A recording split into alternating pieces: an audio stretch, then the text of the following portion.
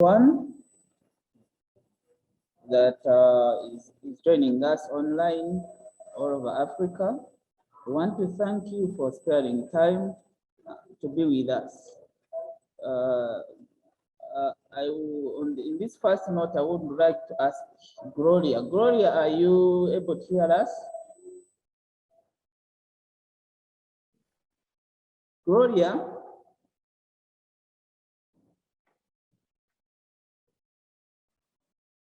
Gloria, are you able to hear us? Hello? Yes, Gloria, can you are hear you me? able to hear us? Yeah, I can hear you now. Can you hear me? Okay, thank you. We welcome you. Good afternoon, everyone. It's sorry we had some technical issues, but we can officially begin. I want to welcome all of you who have joined our e-dialogue, our international higher education policy and management dialogue. And we are based here in Kampala, and our theme is on our e-learning. How is e-learning being done in Africa? But before that, I would like to officially welcome you to New Eden, a home where we incubate policies, where we do research, a home where research and public policy solutions for Africa are being incubated. We do research in 7 themes, but before that, I would wish to officially welcome Professor Alex Thomas Ijopi. Professor, can you accept our greetings first?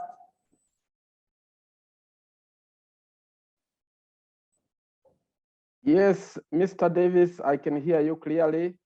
I hope I am also audible. Okay. You are not so audible. You will push a little bit higher the tone, but we have been hearing you very well, Professor. Okay, I hope that is better. Yeah, Prof, that is better. Okay. We have other panelists from Kenya. Mr. Zebi will be joining us. We have another panelist from Ghana, Madame Ruth Enjuvale, she will be joining us. We have another speaker from Uganda, Mr. Chankara Bernard, he will also be joining us. I haven't seen them online, but I do hope they will be joining us. As they join us, I want to take especially those new members who have joined us on this occasion for the first time, to enlighten briefly what NERIC is and how do we come to have this dialogue. New Eden Research and Resource Center is a research consultancy firm that began in 2018, but it had been doing some freelance research. Basically, New Eden Research and Resource Center is a firm that harnesses doing the research and the public policy that can benefit Africa. As we do this research, we connect public policy with research, and we also provide e-resources to facilitate this research. I would like to welcome the other panelists. Mr. Bernard Chankala, please, you are welcome. Thank you very much, Mr. Davis. Okay, welcome. It's a pleasure joining. Okay, thank you, Bernard. I was giving a background of NERIC and telling us how we come to have this dialogue. And I was saying that New Eden Research and Resource Center established its roots in 2018 and backed up its roots with a nexus of experts in different areas in which we deal in. As New Eden Research and Resource Center, we focus on providing holistic research and public solutions, and this is where our dialogue mainly benches its operations. New Eden Research and Resource Center is coming in at the time when there are issues that need to bridge up, policy with research. When we need to have research that informs Africa, but also research that we can participate in as Africans. And that's why our scope this afternoon is covering participants from all over Africa. As I said, some will be joining us shortly, but save time and back at save time, we are looking at research in 7 areas. We are looking at research in the area of business, agribusiness, and food security. We are also looking at research in the business sector, entrepreneurship and innovation. We are also looking at the research in aspects of providing smart urban cities of Africa with the support from partnerships and also with urban development. Our other theme, which we look at, in the area of land and mineral resources. How do we handle minerals in Africa? And another theme that New Eden looks at is the theme of social protection and livelihood diversity. So in those themes, we have benchmarked our research over these years to produce papers. And out of those themes, another theme we look at is the theme of higher education, public policy, and management, where we draw the theme of today. Under higher education and public management of institutions in Africa, we look at how is Africa managing its higher institutions of learning. We look at what do we do with policy makers, policy analysts that specifically look in the sector of higher education. And this is where we benchmark to come up with this theme of this dialogue, that how is Africa handling e-learning? For the years that has been passing by, since the time of Baggage, when he introduced computers, he started an invention of computers in 18,000s. Africa has been handling its education through what we call blue and black. In other words, we have been focusing much on the chalkboard and the chalk, and also on the physical attendance. However, in the recent times, Africa has had a lot of innovation adoption, taking on Zoom on learning, taking on Google Meet, taking on different Google Class, taking on Africa, taking on e-learning as one of the methodologies. And from this background, New Eden is looking at aspects on how this e-learning has been useful, on how this e-learning has come on board to change what we thought was useful for Africa, the black and white aspect, the teaching that was focused on the chalkboard, the teaching where lecturing would be physical, the learning where admission goes directly physical. But this has changed, especially with the coming of COVID-19. COVID-19 came up, different universities started using hybrid, and others started using e-learning that is without any physical appearance. And because of that, this dialogue is looking at how has this changed the situation. Are we just doing a parrot way of thinking, the parroting way of just picking what was in Europe, what was in USA, and are we just bringing it to Africa? Is Africa fit to use e-learning in these circumstances? Is Africa ready? Is Ghana ready? Is Uganda ready? Is Nigeria ready to adopt this e-learning? Anyway, what are the e-learning aspects? What are the e-learning costs that are coming up in our higher education institutions of learning that we need to address as policy researchers? That is the background of this dialogue of today. And therefore, ladies and gentlemen, I would be glad to say you are the right people, me and you and others, that can change this, that we are the right people, me and you and the panelists who are going to join us, that can suggest ideas, whether is Africa on track? Is Africa on track to keep on using e-learning? Is Africa on track using e-learning alone, or it should use a hybrid? What policies do you see working well in your country? That is the background of this dialogue tonight. And therefore, ladies and gentlemen, I would be glad to end here and allow the panelists to come in. But before I go off, I would wish to allow me welcome another participant, Mr. Zebi from Kenya. Please, Zebi, can you confirm that you are hearing us well? Yeah, thank you very much, Davis. I'm getting you loud and clear. Yeah, so thank you. I can get you clearly. Thank you. Okay, thank you for having very me. Much. I would wish to thank you for making time. And according to our program, the moderator is Mr. George William, whom you are seeing on your screen, and I will be working with him. William is a policy analyst. William is a graduate of Masters of Research and Public Policy from Uganda Christian University. William has done a lot of publications and policy research work with the Parliament of Uganda. So we shall be sailing together through these 2 hours with William. Please, William, can you officially talk to William?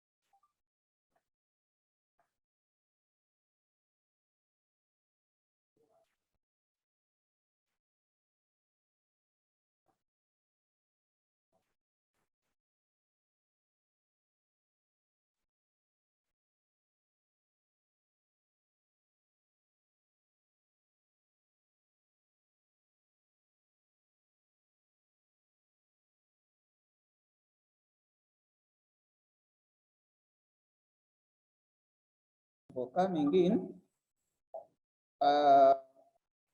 It is glad that you have come in, and therefore to save time, allow me to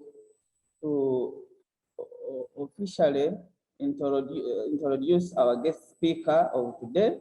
Our guest speaker is Associate Professor Alex Thomas Ijo.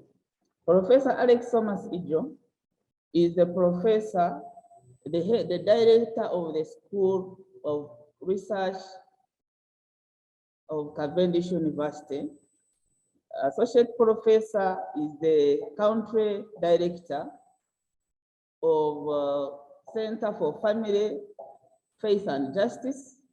Associate Professor has done a lot in regard to research in education. He has done a lot in regard to publications. He holds his doctorate in economics, and he has served in different areas. I've known Associate Professor for close to 4 years, and I have come to learn a lot from him. Basically, Associate Professor has done a lot of research in economics, has done a lot of research in public policy. His research interests are described in detail. He's a professor who has seen a lot in publications of urban infrastructure development. He's a professor who has done a lot of lecturing. He was former head of department at Uganda Management at Uganda Matters University. He was still a head of department at Cavendish University. He has done a lot in regard to public policy, in regard to consultations, in regard to consultancies, and I would at this point wish to invite him to come to talk to us. Professor, if you are on, can you come in?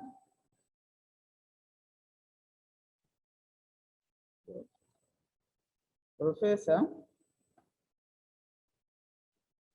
Yes, Professor Alex. Yes, yes. Thank you very much, Mr. Davis Biaruhanga. I wish to acknowledge everyone in their various capacities. I wish to congratulate NERIC for launching this international dialogue on higher education in Africa, and also the role of e-learning. It is an honor for me to be on this discussion. I hope that I am audible, and thank you for your generous introduction. My name's once again Alex Thomas Ijo. That is not how it is pronounced, but I think many people find it hard to pronounce it in the way it should be. So I have also been corrupted. I pronounce it Ijo as it is written. But it is supposed to be pronounced Ijo. It's a soft J. So apologies for that. I am the director of the School of Postgraduate Studies and Research at Cavendish University, Uganda. I also double up as the National Director for Center of Faith, Family and Justice, which is a Christian policy think tank. We are unapologetic about being Christians, and also pushing that agenda onto the policy platform. Thank you very much. I recognize and I wish to acknowledge Mr. Bernard Chankara, who is a very dear colleague. We have interacted. He's very passionate on many things. So it's good to be here with the people of this caliber. I wish to acknowledge our guests from outside Uganda. I've heard that there's somebody from Ghana and there's somebody from Kenya. This is really a very, very exciting opportunity to interface. So without wasting much time, I'm going to give my brief presentation on this topic. I hope I'm trying to project this. Share my screen. Okay, I am not able to share my screen. I need to be given that permission.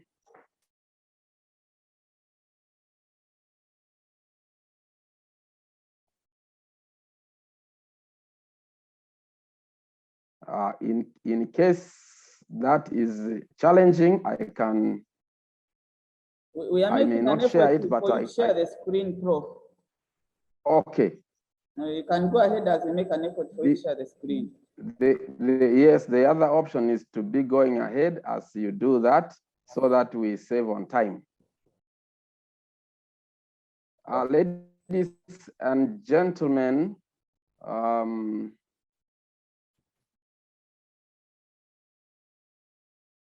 our topic of discussion today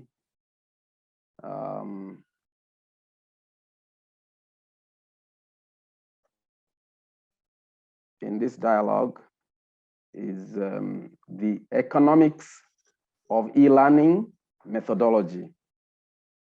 Is it a superlative public administration panacea for the 21st century African universities? It's a bit of a mouthful, so I will simplify it as the economics of e-learning and whether e-learning is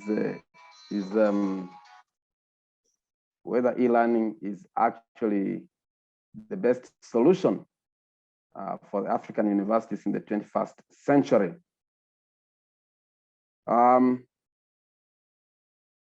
Well, let us attempt to answer that question. First of all, by understanding what e-learning is. But before I delve into that, let me just give a brief outline of what how I thought I should approach this. By way of contents, I have a section on what is e-learning, and then the evolution of e-learning. Then I bring in COVID-19 shock. Excuse me, Prof. E-learning. Yes? You can share now, I think. Okay, let me try to do that. Okay, share my screen. So this is it. Okay. I hope, let me see if I can do the slideshow instead. Is my screen visible?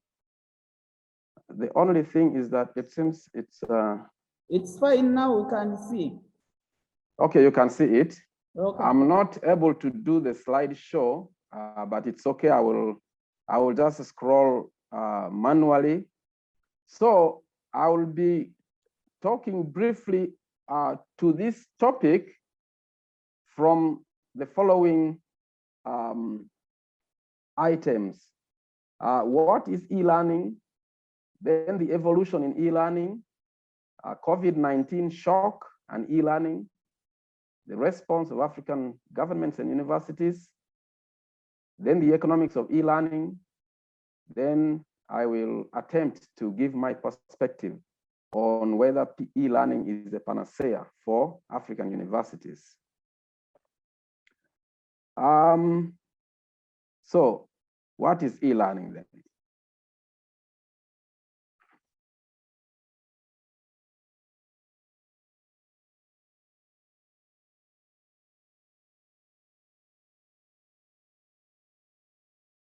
I need to get rid of this piece of thing here. Okay, let me just drag it down.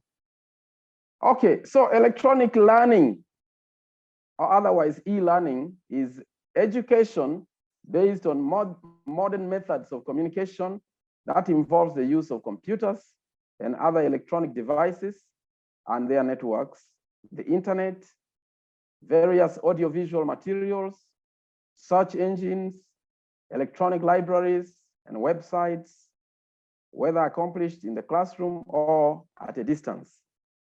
There are very many definitions of e-learning, actually. So I have sampled a few. The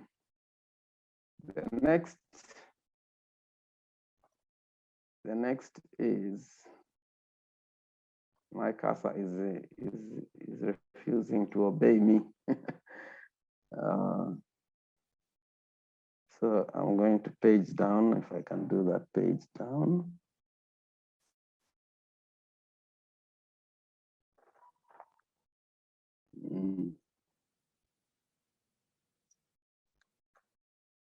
Okay, so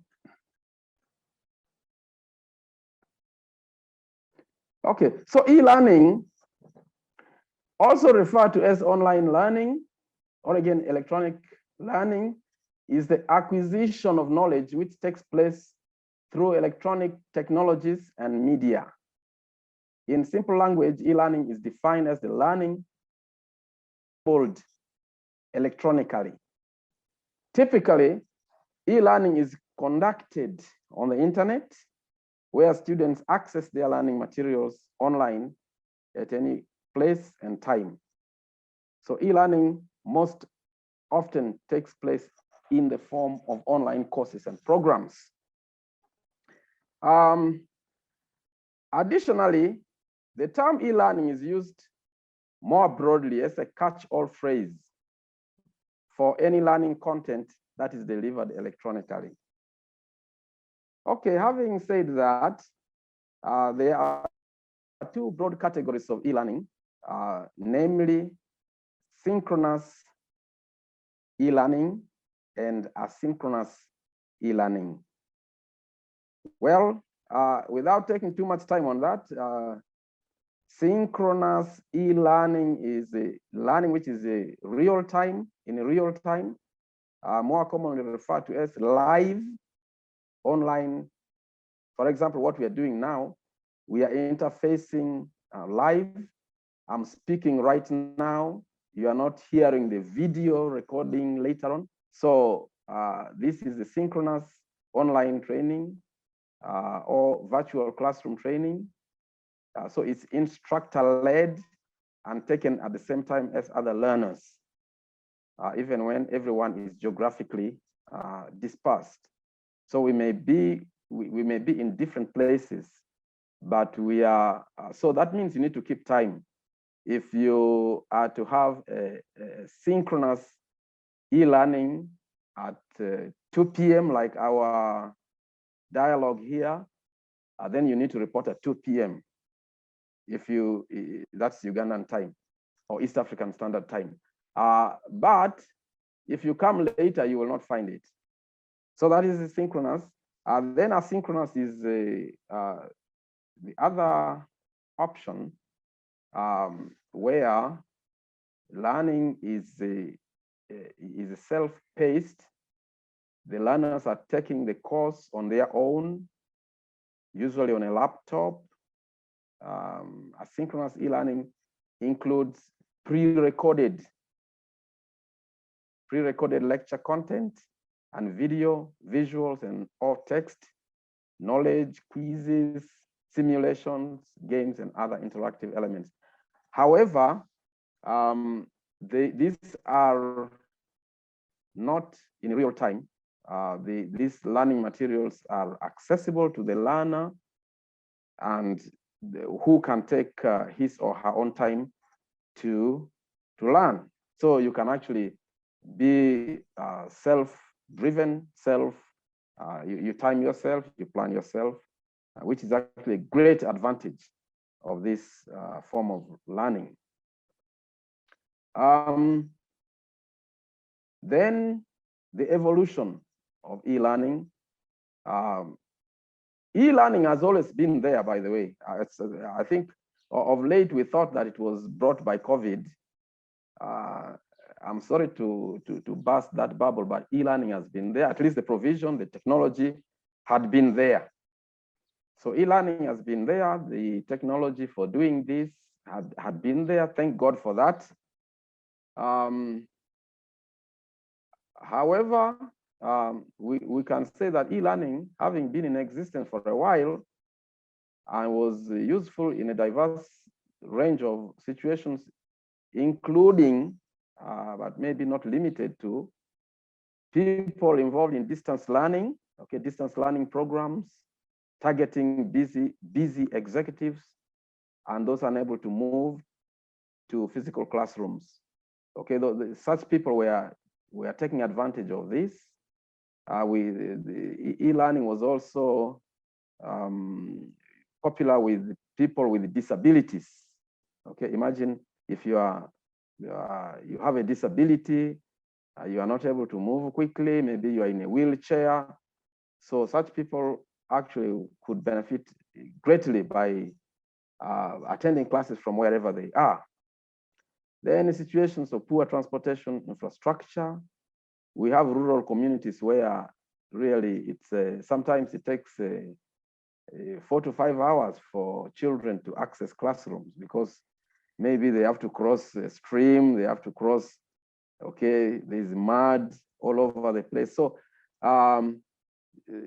if there is internet, then this could and in some cases have provided alternatives to such bottlenecks.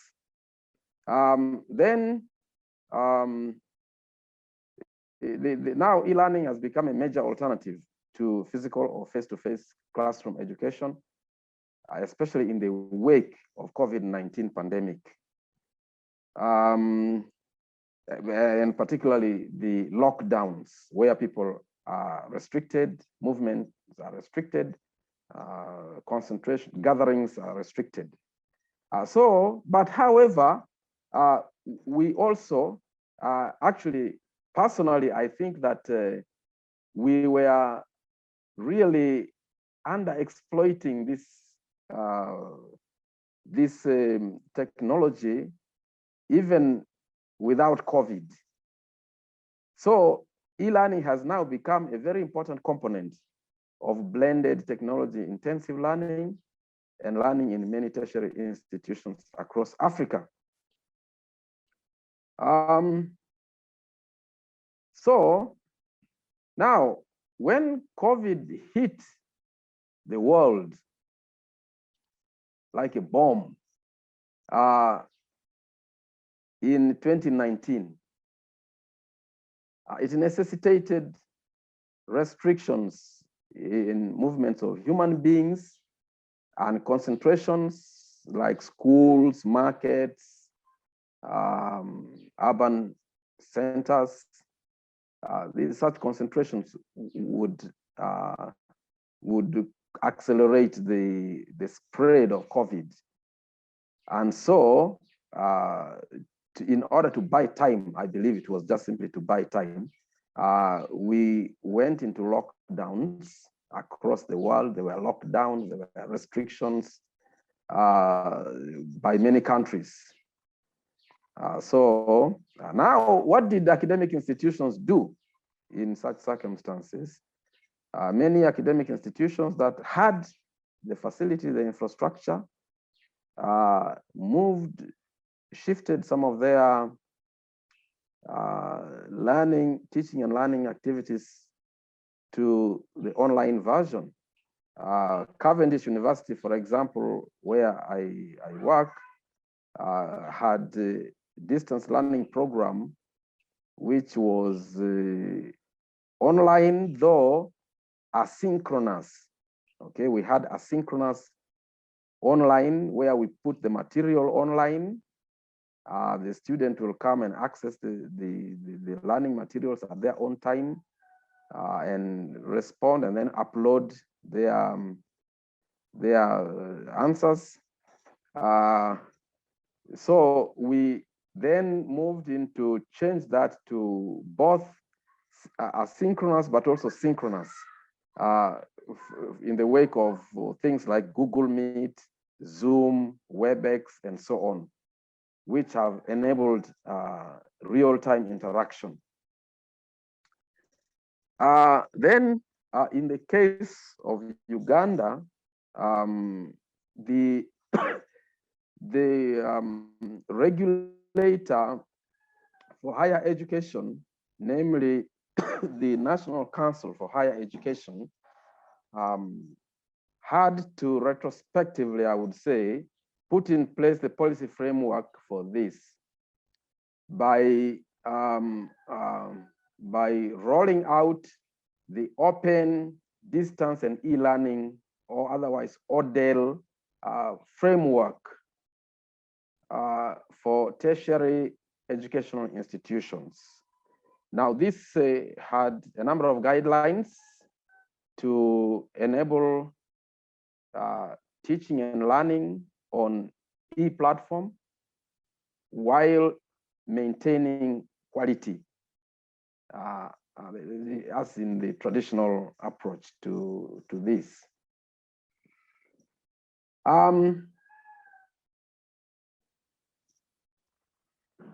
So, as a response to COVID-19,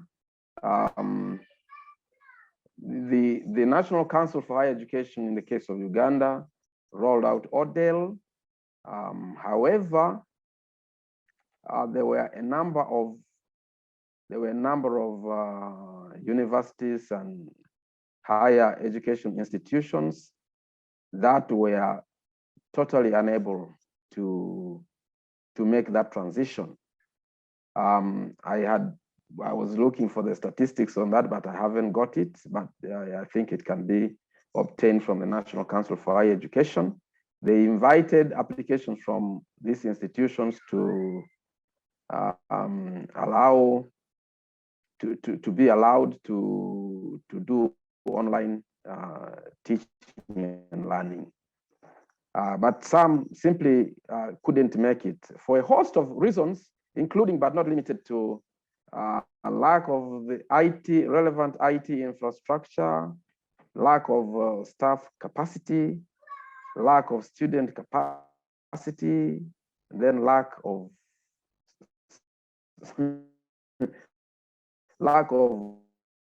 leadership. I have seen leadership in this from responded with the aggression to ensure that we didn't close down. The university never really closed down, but we shifted online and we did a lot of things. We were on a learning curve, and but eventually we are now actually fairly doing very well.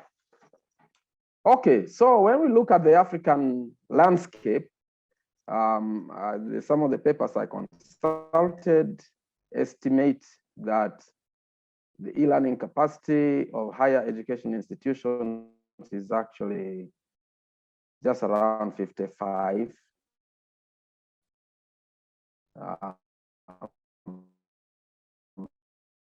Just about half, just slightly over half.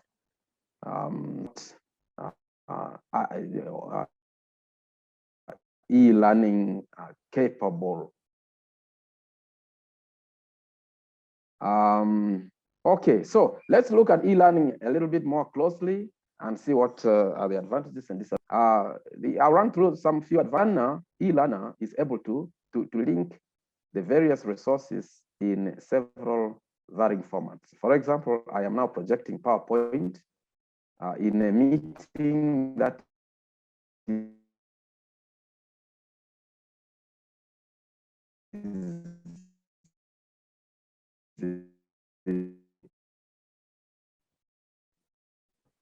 geographically and it's a very, it is the other advantage is it's a very efficient way of delivering courses online.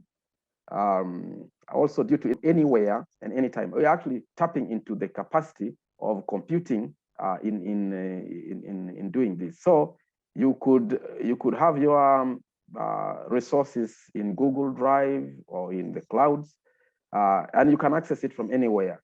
So that is an advantage.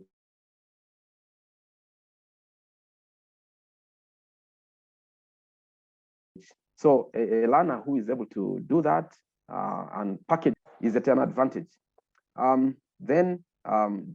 Everyone who is a part-time learner or working full-time can take advantage of this. Okay, you can attend classes from home, you can attend classes from your workplace, if that is acceptable. So web-based learning promotes active and independent learning. You can learn by yourself, you can learn in conjunction with other people. So a learner can have access to the net 24/7. Okay, you can train yourself.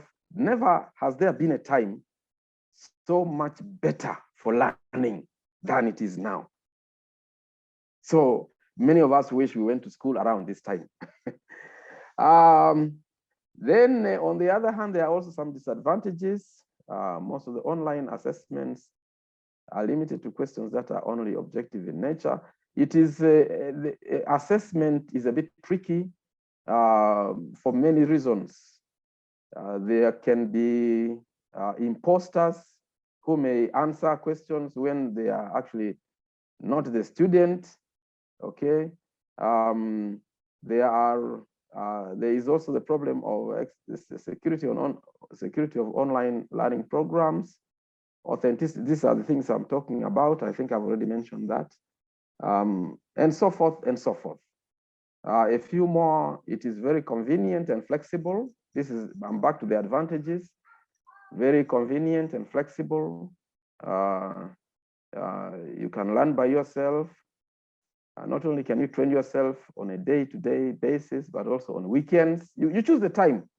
Okay, so it's really a very convenient way to do. I'm sure many of you know this already, so I will not bore you by doing all of that. So let's move on to the economics of e-learning. The economics of e-learning. Many studies actually show that the cost effectiveness of virtual learning is either alone or in combination with traditional education.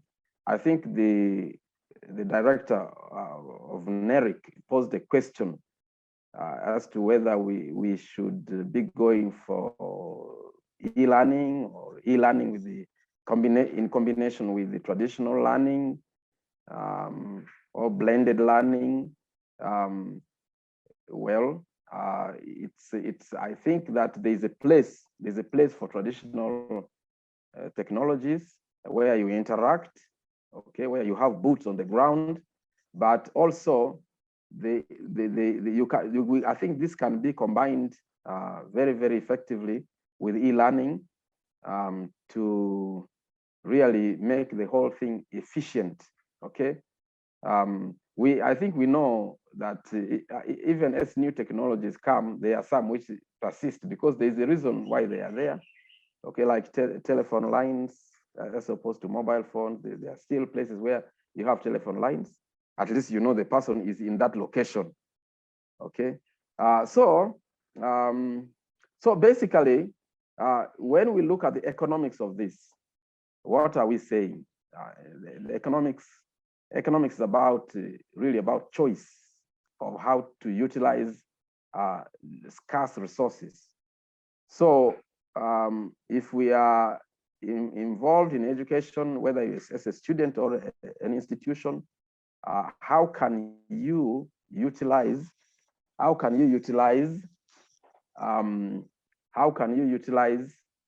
the scarce resources optimally? Okay, that is the question. That is the fundamental question in economics, is efficiency. And I think it is absolutely incontrovertible that e-learning has introduced efficiency. Right now, if I was to come to a hotel for this conference, I would definitely have to put in fuel in the car, push through the traffic jams and all that sort of thing, and which would be quite costly to do. So I didn't have to do that, and I believe for this particular purpose, for this dialogue, e-conference is more efficient. Okay, so e-learning also comes with the benefit of saving the environment. Those of you who are passionate about the environment, environmental activists, so how does it help the environment? I mean, well, it saves on paper. It requires no traveling and use of fewer resources. Okay, I would have been releasing greenhouse gases as I drive. So it actually does save a lot on resource utilization. This is something I picked from India Today, 2019. It's available on the internet. So moving on, so e-learning can be particularly cost-effective when it is used in conjunction with classroom-based learning as part of a blended learning program. I think when we are looking at effectiveness, cost effectiveness, Obviously, physical interaction can add to that as well. But so cost effectiveness, where you want to minimize the cost, you have to become an economist. You have to put on your economic thinking. So that can be achieved using this combination. Okay, you may say, okay, when you are doing e-learning, there are certain things you really don't get a proper handle on. Well, that can be the case. But so if you use them in combination, then there is no really saying how effective, how cost effective you can be. Then in saying this, we recognize that there will always be areas of training that require the application of practical skills and the use of hands-on equipment, which you cannot do by remote control. You have to be there, you have to put boots on the ground. So my take on this is we need to be able to use both the traditional but also e-learning. Okay, the danger in some of the debates that we have seen in the world is that people take position either or. Okay, they take either this or that. So either communism or capitalism or whatever. So extreme, but I believe we can maximize we can optimize in a maximum way by combining. Then finally, e-learning carries really a great potential for innovation. A lot of innovations that can come out of this. We now see these things coming up, things like digital marketing, things like software design, e-assessments. We were talking about software. We were talking about assessments. Sorry, we were talking about assessments, how to make assessments effective by moving up what we call the Bloom's taxonomy, moving up that ladder of asking higher order questions, where you focus more on application.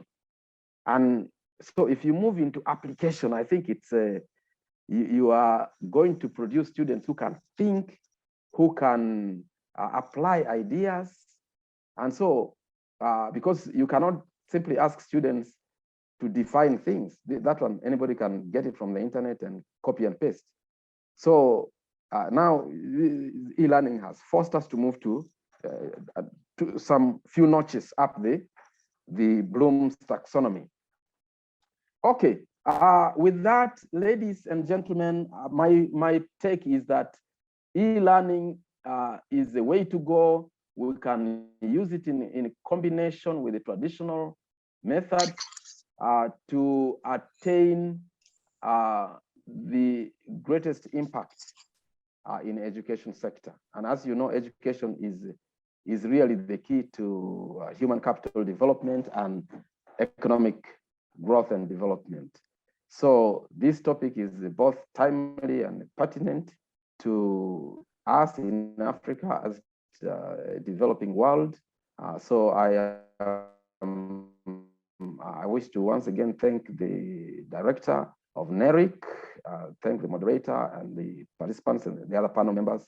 I wish to conclude my presentation at this point. Thank you very much. Thank you, Prof. Thank you, Prof, for those. God bless you.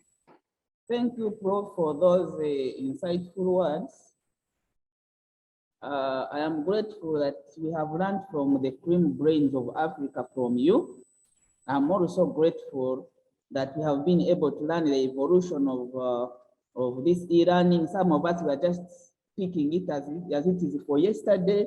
Some of us were just thinking it is just a new normal that just landed, but it's like it is a practice that has been there over time. Thank you, Prof, for those insightful information. And now, for purposes of saving time, I think we are going to our panelists, and I would invite George to bring in the first panelist.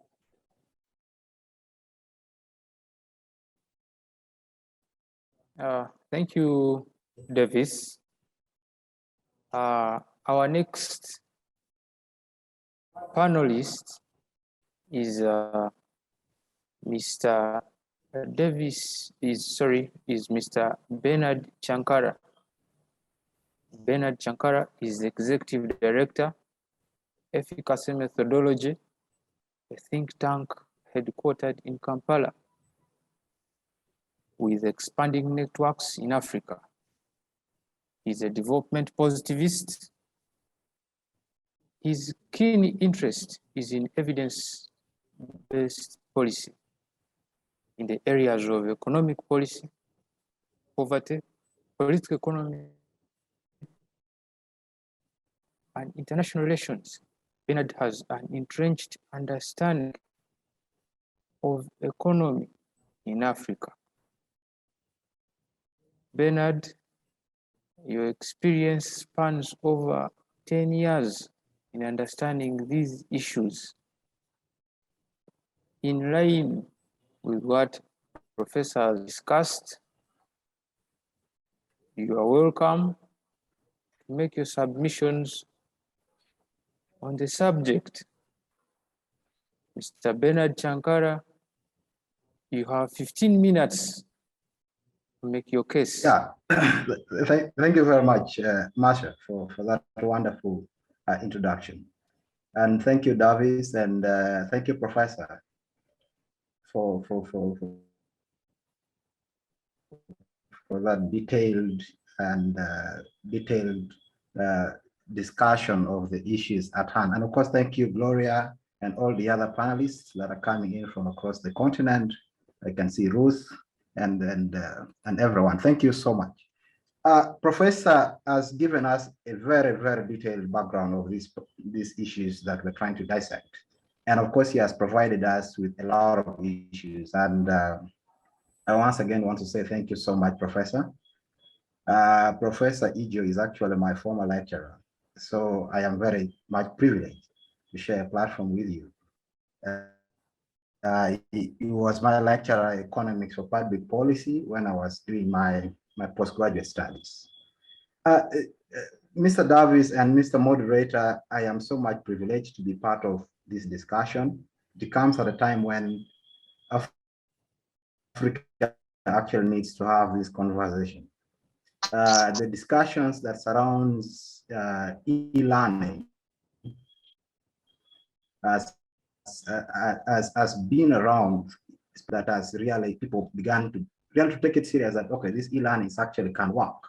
But before that, we actually more focus ourselves onto distance learning and e-learning. Well, we want to use a section of it, and that is, of course, utilizing the website and, of course, other issues. But centrally speaking, to the issues of the online learning, the online learning methodology is the one that has come to be more prominent in the last few years. So my discussion, I'm just going to speak to the topic. I'm not going to share the slide. I'm just going to speak to the topic. And I have categorized my discussion basically into 4 issues. Yeah. One of them is the history of e-learning, which of course the professor has already been very thorough on it. And the emergence of e-learning, which came into existence in the 1981, which was an addendum to the distance learning, which was more common in Africa. So the University of Harvard, having noted a decline in the performance of those students that will engage decided to develop the online learning system in an attempt to improve performance among the students that were undertaking online education. And so that marked the emergence of the online learning.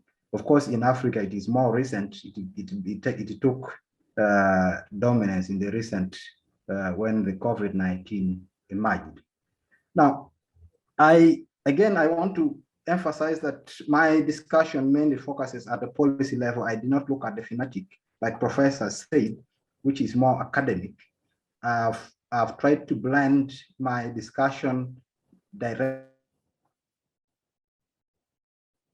linked to the policy issues. And so being a student of political economy, I will definitely look into detail of what it means in understanding the political economy of e-learning as we face it today in Africa.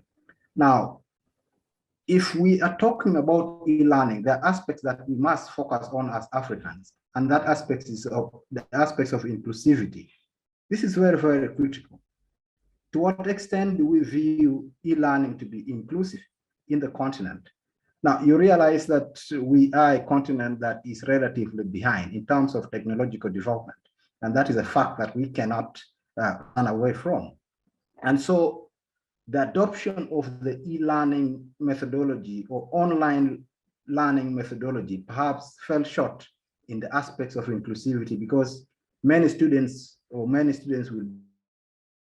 be left out of the learning system, which is really very detrimental, particularly because the aspect of internet penetration. When you look at the current internet penetration across the continent, it's actually very low. Okay, in the Southern Africa, for example, they are at 62%, and in North Africa they are at 56%. In West Africa, where my colleague is coming from, is actually at 42%, and where we are at the moment in Kampala, it's actually, or within the East African region, it's actually 50 to 24%. Now, this is relatively low. Actually, of course, Professor gave us the average, which was, I think, he said it's at 55 or something. But this is relatively low percentage. Now, that is at internet penetration across the continent. So if we are asking ourselves whether the e-learning methodology is suitable or it's a solution to the African problem as it is now, then of course the statistics should guide us. And to what extent do we engage in these particular issues? The other aspect that I would like to comment on is the cost of internet. I come from a country, Uganda, where internet is taxable. We first started by paying OTT for the last 3 years before it was revoked, and then they adopted a methodology of taxing us 12%. Now, when you look at other African countries, for example, in Zambia, they're taxing internet. In Benin, they're taxing internet. And so the question is, are we ready? Is it a solution to our problem? At a policy level, that is where we should focus on. The cost of internet is quite high. And then we're talking about an economy that, well, they're saying the economy, the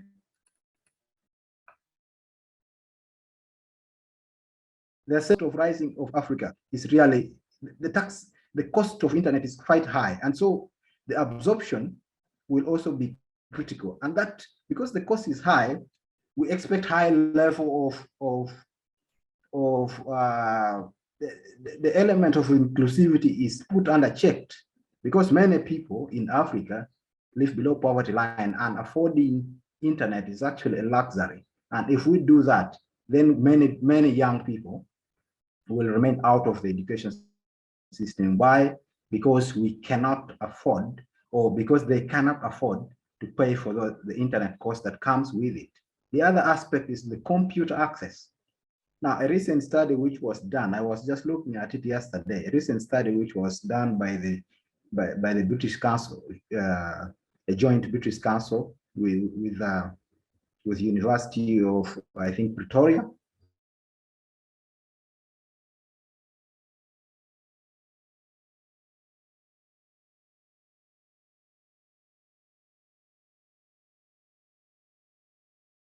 Specifically, it's actually quite high. It's very low. Okay, and to be able to effectively, for our students to effectively appreciate all the public universities in East Africa, Ethiopia has computer access at 70%. So all the students that are going to universities in Ethiopia, only 70% of the students actually have access to computers. So the question is, are we ready? Is it a solution?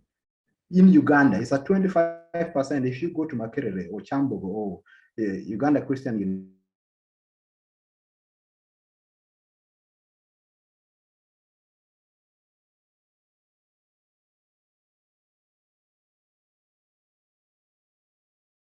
utilize the online platform. Kenya at 53%, which is the highest within the region.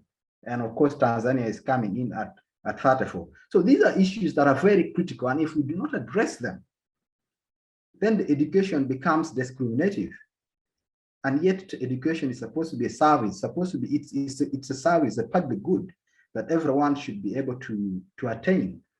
And if we do that, then many people will remain excluded from our education systems, let alone already the existing gap that exists, that many people, our people from the rural area, is not actually having access to the education. So that is the aspect of inclusivity. I looked at it in those three particular areas. And of course, my other panelists perhaps maybe will look at it in other version. The other issue I want to tackle is the element of infrastructure. Now, government has a mandate to provide the necessary infrastructures or the policy frameworks that should enable this effectiveness of the e-learning, yeah, or the online learning. But this has not been the case. And of course, if we're to go forward, adopting the e-learning methodologies, then these are issues that government must pay critical attention to. Yeah. Internet reliability. I am not, even as I speak now, I am worried that the next time maybe the internet will go off, because it is just not sustainable. It is just not sustainable. Today you have network. The other day, MTN is sending you a notification that we are sorry, we don't have internet. And it's really ridiculous. It's just ridiculous for us to be able to improve this. So internet reliability is the benchmark, is the basis for any e-learning to be able to be effective. Now, we have internet penetration at 4G. Many of our phones actually still at 2G, and the laptops that we are using are actually more outdated. And the internet is at 4G level. We are not yet at 5G. So the reliability is low. Now, the more people that will join into the internet space, the slower it will become. So what is the extent of investment that our mobile telecommunications are putting in to see that our network are stable over time? Yeah. Recently, MTN became a public organization, yes, and they listed in the shares in Uganda. Yeah. So we expect more at that level. But also importantly, what is government doing in terms of developing those infrastructures? The other aspect that I cannot fail to talk about is the cost of electricity. Now, for e-learning to be effective, we must address the cost of electricity. I come from, again, I keep referring to Uganda because this is a very terrible country that we live in. Yeah, the cost of electricity is high. We're actually among the top highest country that pays for electricity. Our unit cost of electricity is very, very high. I'm quite sure it's in many of these African countries. The cost of electricity is very, very high. And that must be addressed, because we're trying to create an environment where a student perhaps will sit somewhere at home or in a public library or somewhere and should be able to. Now, if electricity is high, if the cost of electricity is high, then there's a big problem. And that can be addressed by a policy. Government must adopt such a policy that is able to subsidize the tax, I mean, not necessarily the tax, but the electricity cost. Because now these are direct costs that students are expected to bear, even when they're at home. Power stability Hello, right now I'm Mr. in Kampala, Bernard. but where I You come have- from in the northern Your city, time is fast spent, and I wish I've noted of your time. I'm about to conclude. you have 2 minutes to conclude your submission, sir. No worries. You've already stolen my time by that notification. But let me say this. So the power stability is critical. That must be addressed. And in northern town where I come from, in Gulu, you can hardly spend a day without a power blackout. I could imagine that a student from Gulu University in the middle of a lecture and then their memory is off. How do you address that? So as I conclude, these are discussions that government must be deliberate over it. There must be political will over it. Now, when you look at the political economy of our education system, not only in Uganda, but across the continent, you look at the problem as they are, and it is just a problem almost in every African country. The commitment to education system is actually very, very low. The budget framework that the government puts for education system is very low. And so the infrastructures cannot be developed. And why, particularly, why is the budget low? Look at our nature of our democracies, yeah? Our democracies are either authoritarian or semi-authoritarian, yeah? And you and I definitely understand that dictatorships all across the globe depends on the level of illiteracy that their subjects understand, the level of illiteracy, yeah. And of course, in a thriving democracy, there should be, we expect a high level of civic education. But democratic, undemocratic nations tend to offer less budget to the education system, and so the people within that particular jurisdictions remain uneducated. And when they do that, why? Because illiterate people are easy to be manipulated. They're able to Thank you very much, Mr. Bernard Chankara, for that passionate submission towards the topic. Thank you.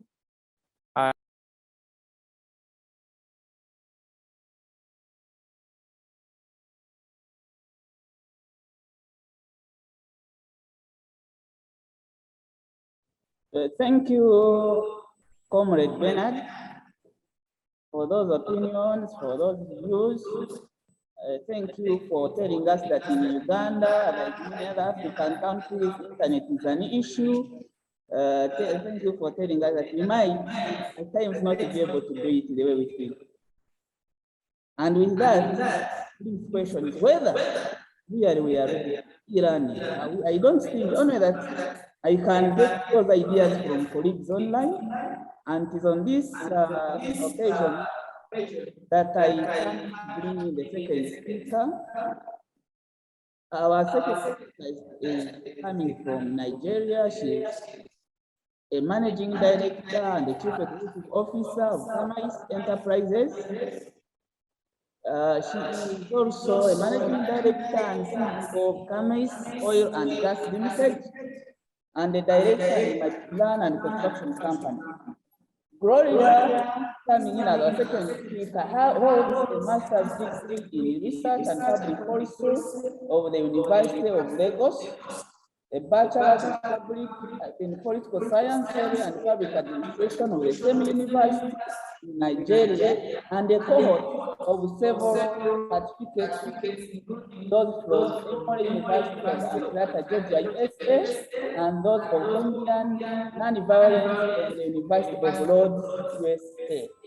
Gloria is a co-trainer in several instances that handle disarmament, and she has done this in Nigeria, in working with different organizations, including the Foundation for Ethnic Harmony in Nigeria.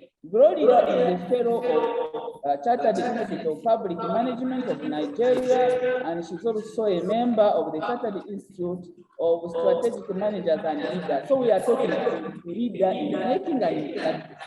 So this afternoon, please join me to welcome Gloria Ekama Eregje from Nigeria. I will apologize for the poor spelling of pronunciation of the name Gloria, but I do believe I'm not far from it. So Gloria, we welcome you on the platform. You can go ahead. Yeah, thank you, Davis. Good afternoon, everyone. I hope you can hear me clearly. Please, if you can hear me, let me know. Can you hear me now? Okay. Okay, yes.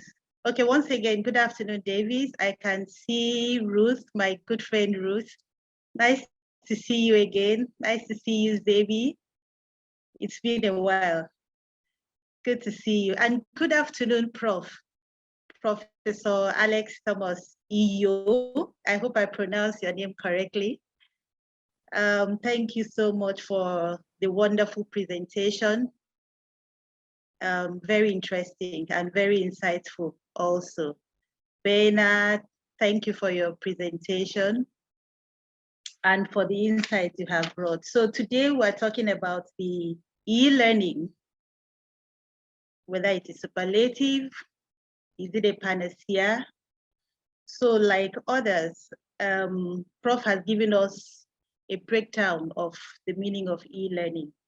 So what is e-learning? Basically, it is learning conducted via electronic means, such as the internet, and it is a technology-based learning. Okay, so I'll just be speaking to the issues. Are we ready as Africans to embrace e-learning? In this part of the world, like Prof rightly put it, e-learning has always been there. People have always been learning remotely, you know. I remember many years ago, I saw adverts on distance learning. I've had a lot of colleagues, even lecturers who were still working here in Nigeria, but having their studies abroad through the distance learning program. So basically, e-learning has been in existence before now.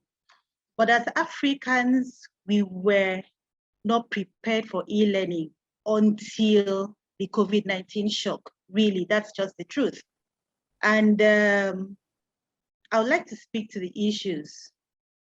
You know, what are the issues facing us as Africans? Let's just list them out and would understand whether we are really ready for it or not, and then we work towards embracing e-learning. Yes, e-learning is instantaneous. You know, it's a platform where you have your lectures delivered and you learn, and it aids policy decision. So that's what makes it instantaneous.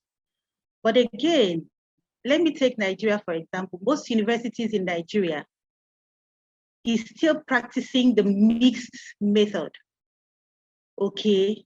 Because e-learning has not been perfected. Why is e-learning not perfected yet? We have the power failure. Electricity is still a very, very major problem in Nigeria, as we all know. We do not have electricity to support the e-learning. You know, imagine a situation where you have your learning going on and halfway through, you now have power failure.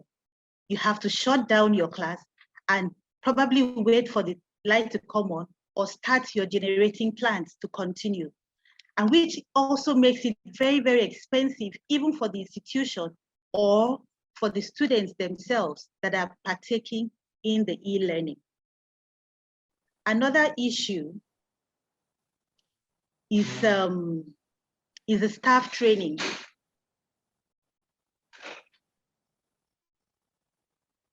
Most lecturers in Nigeria are still finding it difficult, not just in Nigeria, I mean across Africa, but I'm using Nigeria now as a case study, are still reluctant to embrace the e-learning They are still used to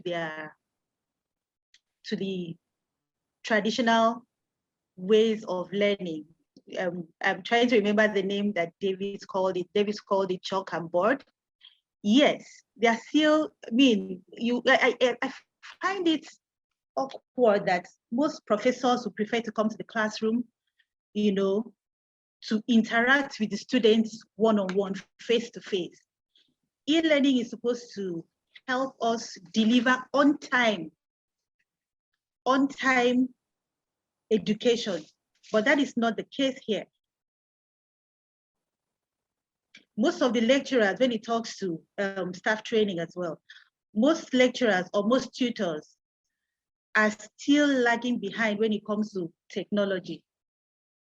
I mean, we see lecturers go to classrooms and they are looking for students to help them navigate the technology to be able to deliver lectures to the classroom. So these are some of the issues that we face in the African environment when it comes to e-learning.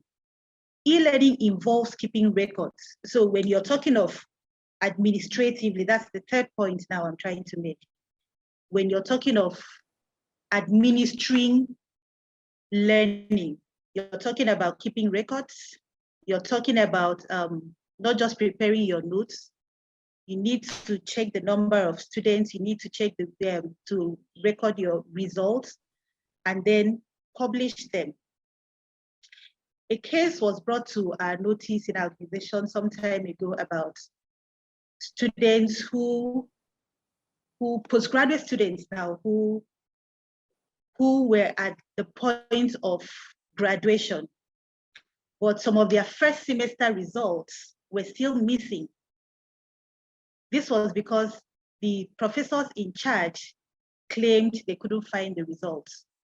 Why was that so? This was done manually without the employment of e-learning or technology, because if this was the case, it's just a matter of going to your records and updating it and publish it. So these are the issues. You also have electronic or equipment breakdown. You have your lectures and linked with the power failure. You have this constant equipment breakdown, and then you have to continue to wait for the technicians to come and fix it. So the downtime is prolonged. You have a prolonged downtime of having this thing fixed and then getting back to structure. So you begin to face all these disruptions in learning. So having said that, we still have benefits, okay, of the e-learning. E-learning reduces your physical contact. Thank God we're able to manage the COVID-19 now, but a lot of people have actually seen that e-learning is good because you can stay in the comfort of your office or your home and receive your lectures and continue with your other activities. So that's one of the benefits. Other benefits, again, we have the students having elimination of travel time. In Nigeria, particularly Lagos, where I reside, Lagos State is highly overpopulated, and we have issues of traffic jams on the streets of Lagos. Several times you have to commute 2 hours or less, 2 hours or more, upwards 5 hours before you get to your destination. So e-learning has brought this relief for us here in Nigeria so that we can also be part of learning. It is a faster way of teaching, no doubt. E-learning is supposed to help you on time, deliver, like I mentioned earlier, deliver your teaching notes. But the question again arises, which is a challenge. A lot of people have posed this question that after the e-learning, Will the examination be based electronically as well? Now, the problem with that, and why I say that's a challenge, is the issue of ensuring that the students themselves are doing what they're supposed to do, ensuring that there is no examination malpractice during examination. It is ensuring that there is no imposter. There have been cases of, there have been cases of a few students being caught peeping through their notebooks for their quizzes. So it's a challenge, because if we're talking about e-learning in Nigeria, how do we begin to ensure, how do we begin to put in place systems that will ensure that this examination malpractice is totally eliminated from the e-learning platform?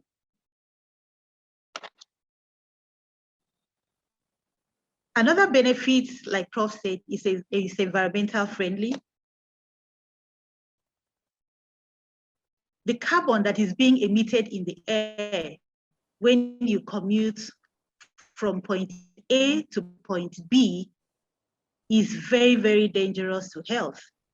And if you have to receive your lessons or deliver your lessons via e-learning platform, it will drastically reduce that. So you have fewer numbers of people that are on the road. In addition to that, you also have fewer paperwork to do, because everything is electronic. So you can either save your notes on your system, or you can download your notes from the e-library and study it, prepare for your learning. And you can always refer to it when the exam approaches. Now, another challenge of the e-learning, I mean, it's a practical one, and oftentimes we see that happen, is when you have general studies. Now, in Zoom classes, there's a limited number of students that e-learning permits in a class. And you have universities where you have, for each general studies, you have over 2,000 to 10,000 classroom ratio. Now, most of the students cannot benefit from this because the population is high. The population is much more for the permitted number of students in a class. So it becomes a challenge saying, okay, you are putting e-learning across board for everyone. When you have a large class, it limits most students. So it's a question of who gets into class first. And then what happens to those who did not get to class? They lose out, they miss out on the lectures. So this becomes a problem. Another point again is also when you have students in the class mistakenly unmuting themselves. It causes a distraction for many other learners, even for the lecturer himself. It poses a huge, so these are some of the excuses that you find that professors across board will tell you, oh, this is why we do not want e-learning.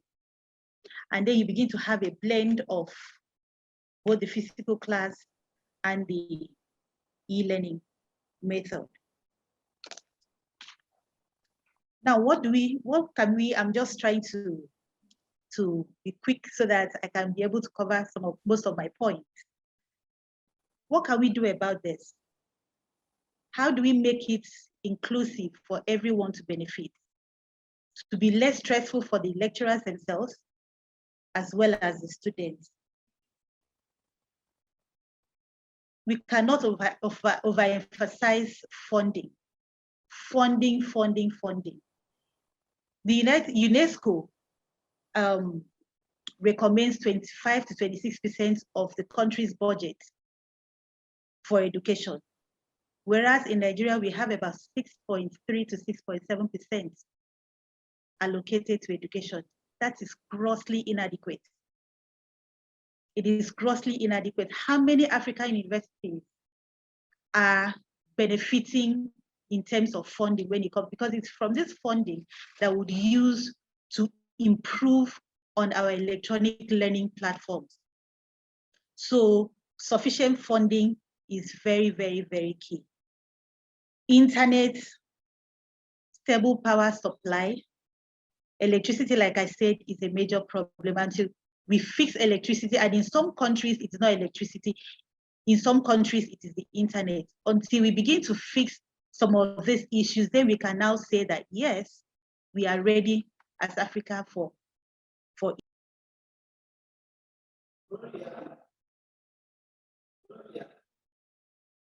Gloria, I'm sorry. Hello. You should be Okay, so winding there. 5 minutes ahead. Eh?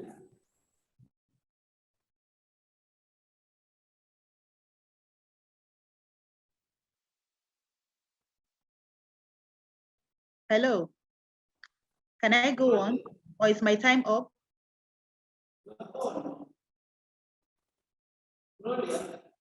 Yes, Davis. I was muted. Can I go on? You can go on, but you should be winding up in like 3 minutes. All right. So let me quickly run through some of the solutions here. We need to train and retrain our manpower towards the use of technology, because we are still lagging behind when it comes to the use of manpower. We must have a very strong policy, ensuring that our tutors are up to date with technology to aid their teaching performance. We have to engage in public-private partnerships. In Nigeria, for instance, we can engage the telecommunications industry to set up e-libraries across all universities to ensure that every student, every registered and legitimate student has access to the e-learning platforms. It must all be inclusive. That's seeking